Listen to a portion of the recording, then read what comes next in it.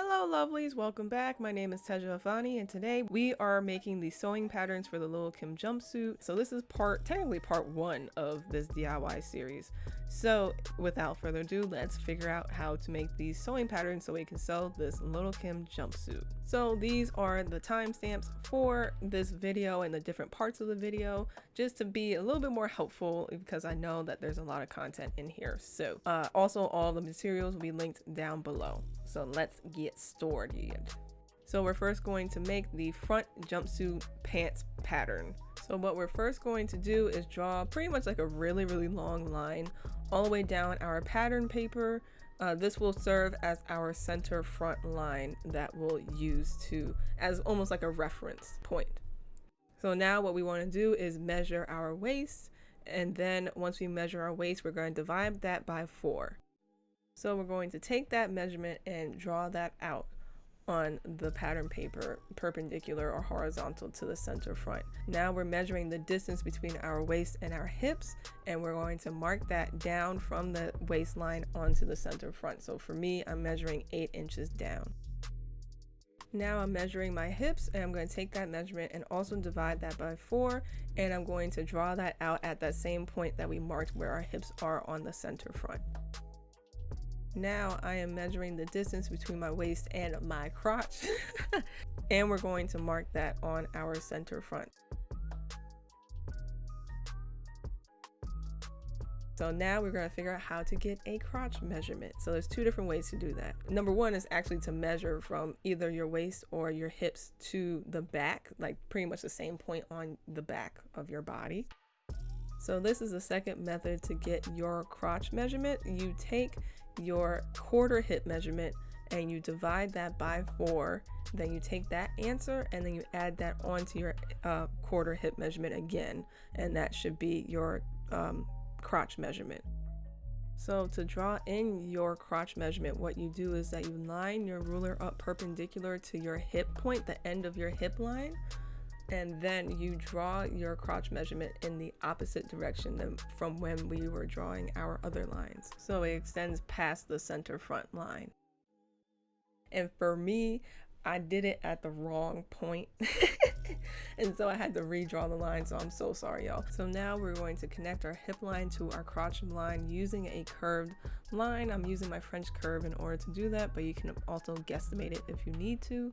So now I am measuring from my hip to my knee, and we're going to draw that same point onto the center front like we've been doing this whole video. And then I'm going to actually measure the circumference of my knee and divide that by 2. And I'm going to draw that measurement out horizontally at that same knee point that we just marked. So now I'm reconnecting that new curved crotch line back into the center front, and you kind of just like guesstimate it. You try to do your best guess, like that's me correcting my curve. So now I am connecting my crotch, I'm connecting my hip point or my hip line to my knee line. And then I'm pretty much going to extend from my knee line straight down. For right now, that'll be a reference point. So now we're going to connect our waistline to our hip line using a curved line. So I'm using my French curve in order to do that. Now I'm adding 2 inches of height to the top of the pants because I remember I needed a little bit more fabric for the waistline to actually be at my waist for some reason. Maybe I got too much booty, but anyway, and then I'm recurving that line for that new waistline to connect to the hip. So now I'm measuring my inseam, which is from my crotch all the way down to my ankle. And then we're going to measure from our crotch all the way down on the center front to mark the point of our inseam. So for me, I'm measuring down 32 inches. And then I'm measuring from my hip all the way down to my ankle, and I'm going to mark that point on the other side of our pattern piece. Then now I'm going to connect those 2 points together to make our hem of the pants. Now it was a little crooked, a little diagonal, so I had to straighten it out a little bit. So now I am measuring from each point about 2.5 inches out. and that will help to create our flares. So now from the knee point, I'm going to connect from the knee point to that new 2.5 inch out point to create that flare for our pants.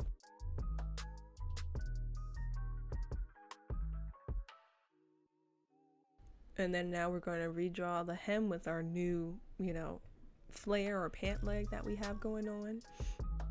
So now this is our pants piece. So we are just going to add a seam allowance, which I believe it's a 1/2 inch seam allowance, pretty much all around the pants pattern.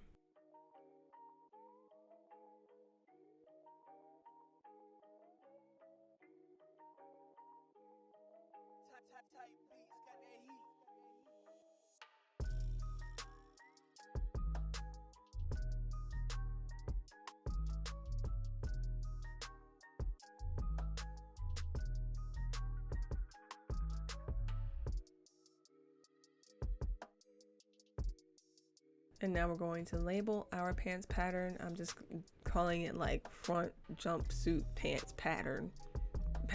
And then you also make sure that you write that you cut 2 of these pants patterns out when you're making the jumpsuit. And then now we're going to cut this out and we're going to retrace it on fresh pattern paper for our back pattern pieces. Now we're retracing it for a reason. You don't have to, but it's recommended because we will make some alterations to the pattern. So this is what our front pants pattern piece looks like. Now we're moving on to the back. So like I said, we'll be retracing this pants pattern out first.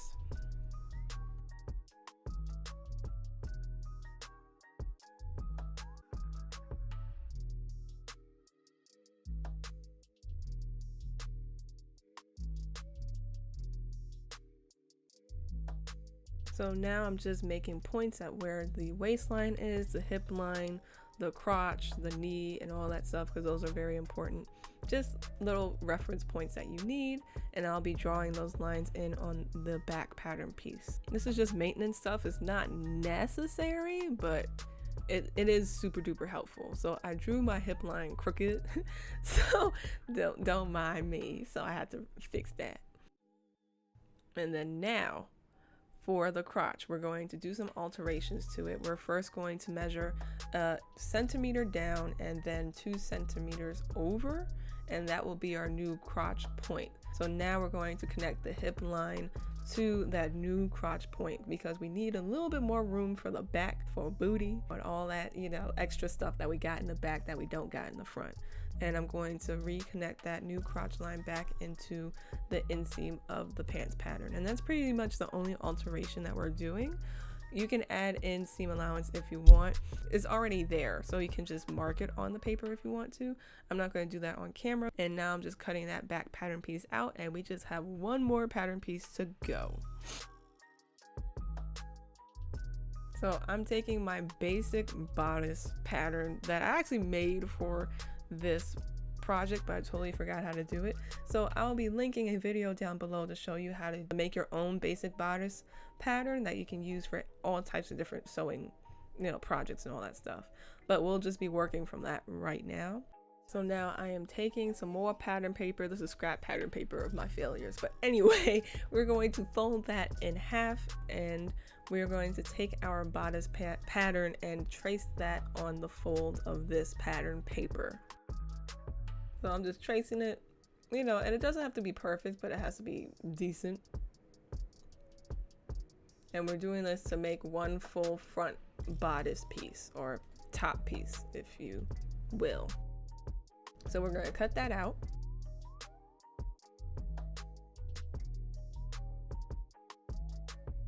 We have our full bodice piece, and what we gonna do is we are going to pretty much guesstimate the collar of the Lil Kim jumpsuit and just the cut that we need in order for one boobie to be out. And so you can guesstimate it. Also you can kind of measure kind of where you want the cut to be and how far up you want it to be or how far down you want it to be, and all that stuff. I'm also making the shoulder a little bit smaller as well, because I'm planning to have it without the sleeve. because I just feel like it just looks better on me. So after you cut the excess paper off, we are going to retrace that on new pattern paper so we can add seam allowances and any corrections that we need. This just helps when you like are making alterations to a pattern, just to do this method. So now, since we have traced our pattern piece, we are going to do some alterations. So what I'm doing is adding a 3/4 inch ease to my longer side seam first, because I remember I needed a little bit extra space, and now I'm straightening out the hem of the shirt and just making sure that all the lines connect, because that hem line was a little crooked. And then now I'm adding a 1/4 inch seam allowance to the long side seam as well. So in total we added a whole inch to the long side seam. And then I am going to add I believe, is it 1/4? It's a 1/2 inch side seam allowance to the hem of the top. And then now I'm adding a 1/4, or is it a 1/2? I'm adding a 1/2 inch seam allowance to the smaller side seam as well. And then now I'm going to be adding a 1/4 inch seam allowance to the sleeves, because I'm planning to put trim on it, which I didn't do in the actual sewing video because I didn't have enough. But that's why I added a 1/4 instead of a 1/2, because you usually add a 1/2 inch seam allowance for sleeves or armholes and more traditional projects. And then I am adding a 1/2 inch. Is that 1/2 inch? I think it's a 1/2 inch, yeah, seam allowance to the shoulder. And then now I'm adding also a 1/4 inch seam allowance to the actual collar, because we're also adding trim there too, so we don't need like a huge seam allowance for that. And then after that, I think you're done. I think you just label your pattern piece and then cut it out. And then also this, you'll cut 2 of these as well, because it'll be your front and back.